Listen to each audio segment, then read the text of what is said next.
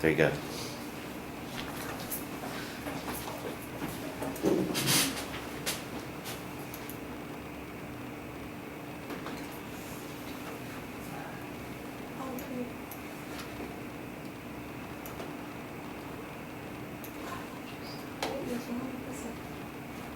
Well, we can just watch it without the sound. Y'all get the picture. This is just video clips from Hurricane Katrina. It was the third largest hurricane to hit the United States of America in over 100 years. We all know that it flooded New Orleans really bad. A lot of people had to evacuate. Some of the people who were living in New Orleans, they didn't really have a place to go, so a lot of them stayed in the Superdome. This is just a lot of video clip of the traffic and the people leaving and trying to find shelter for the storm because they just found out that it was a Category 5 hurricane. It was just a small little video clip. I wanted y'all to get a visual.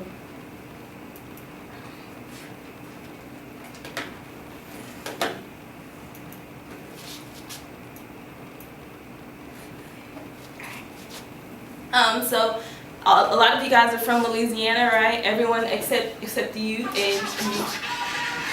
That's my jam. Okay. So, yeah, so we've all either heard about or experienced a hurricane. Has anyone not experienced a hurricane? No one? Y'all have all pretty much been through the whole. Okay. Well, what is a hurricane?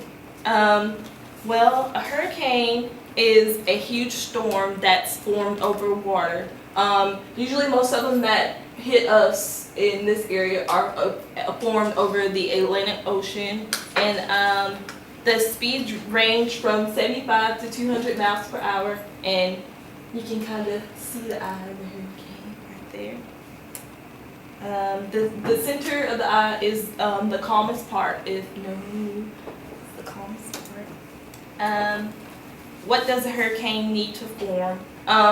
Because it forms over water, the water has to be 80 degrees Fahrenheit, and you can kind of like see the way it absorbs it, like the moisture from the water like gets absorbed in the clouds, and it makes a storm, kind of like whenever it rains, but just like a big huge rain cloud.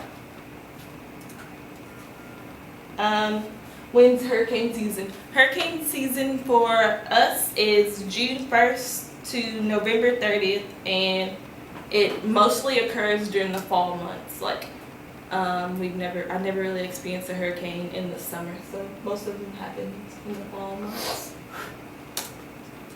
The strengths of a hurricane. The hurricane stages. Ooh, sorry guys. Sorry, I'm fascinated. The hurricane stages.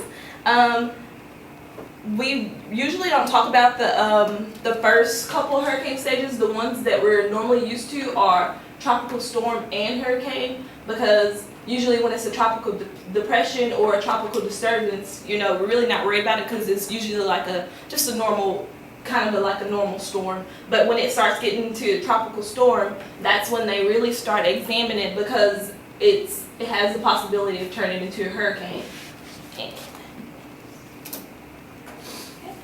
And the hurricane scale. Well, it ranges from 1 to 5, and 1 being the lowest and 5 being the highest, creating the most damage. It ranges by winds, the feet of the storm surge, and I don't want to say the length, but the size of it, the size of the hurricane. Like, it can range in sizes, different sizes. Alright, how to be prepared for whenever you're facing a hurricane. Number 1, don't panic. Okay, story break.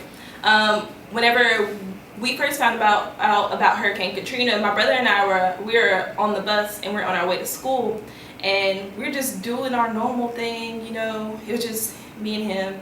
And we get around the corner to like my friend's house, and then the bus driver gets a call, I see him on his cell phone. I'm like, bus drivers aren't supposed to be on their cell phone. And then he like starts going back around. He's like, okay, y'all get to go home. I'm like, what? It's a free day? He's like, no, there's a hurricane coming. I'm like, what? What's a hurricane? I didn't know anything about it. Like, it was very overwhelming. And during that hurricane season, well, I live in DeRidder, and that's like southwest Louisiana, kind of like 45 minutes north of Lake Charles, if y'all don't know where that is. Small town.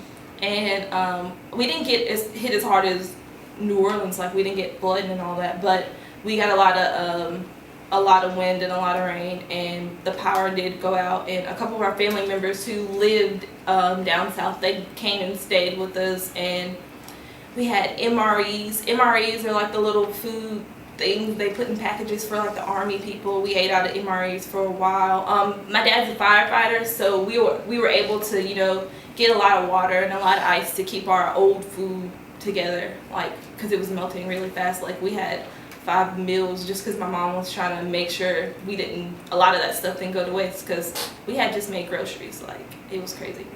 And okay, safety tip, don't panic. I panic, y'all. Just stay calm, because there's a lot of ways for you to be prepared for the hurricane.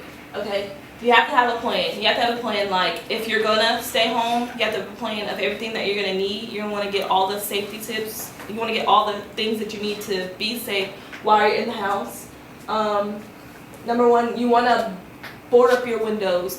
We put tape on ours to keep them from breaking, because with a lot of wind and a lot of things coming in, there's a possibility for your windows to break in, and you don't want that to happen. Get a lot of food and water.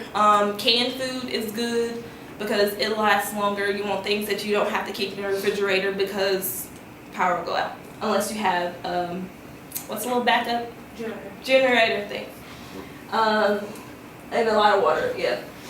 It's important to have a radio so that you are able to hear any news whenever it happens. And the best kind of radio to have is a radio that you can put batteries in it, because yeah, again, the power goes out. Or if you do have one that's like you can charge, the battery can go down. Get cash from the ATM just in case you guys do have to evacuate at the last minute. A lot of the banks and stuff will be down, so you need some cash, and you want to find the quickest evacuation routes so that again, if you guys have to leave, you know how to get out the quickest way and the fastest way possibly to keep your family safe. Are you prepared for a hurricane? All right, good job. And I guess if you're in New Orleans, you might also want a gun.